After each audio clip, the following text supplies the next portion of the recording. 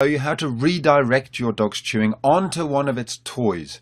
It's almost impossible to stop dogs chewing. They love it, and there's nothing wrong with it so long as they're not chewing the furniture or your possessions.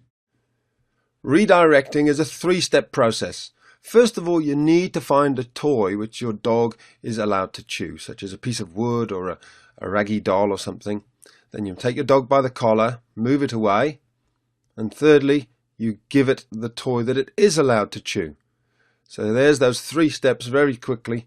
We'll go through them again in detail. The key is that we're not actually stopping Kenai from chewing. We're just redirecting it. So many dogs and puppies love to chew. There's nothing wrong with that. We've just got to help them understand some things they're not allowed to chew and other things it's fine to chew them. Here we are a little bit later on in the consultation, and Kenai's chewing the table again. This is one of the big issues with Kenai. He's been chewing the table for several months, so it's a habit that's going to take a few hours at least to break. All we do is move him away very quietly and calmly. We don't give him any attention by speaking to him, and we simply redirect him back onto his stick. And look how quickly he trots off with it this time. Again, Kenai just needs to be shown the correct way to behave. He doesn't need to be shouted at. He doesn't need to be tapped on the nose.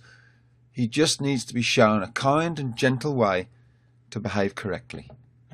As with all things, practice makes perfect. So take your time, stay calm, and just keep giving your dog the same calm, consistent consequences of actions. And your dog will get it in the end. If your dog insists on chewing the couch after you've redirected them onto their little chew toy, then you can consider putting them into an isolation.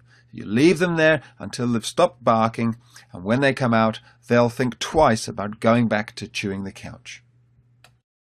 Make sure your dog knows which toys are its to chew by putting them into its pen or handing them and saying, "This is for Molly."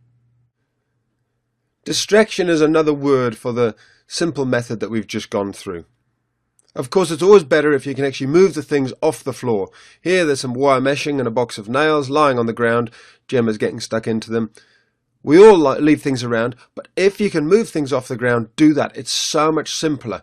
It keeps you sane, it keeps you calm, and it prevents the dog from ever even making mistakes. Set your dog up to win.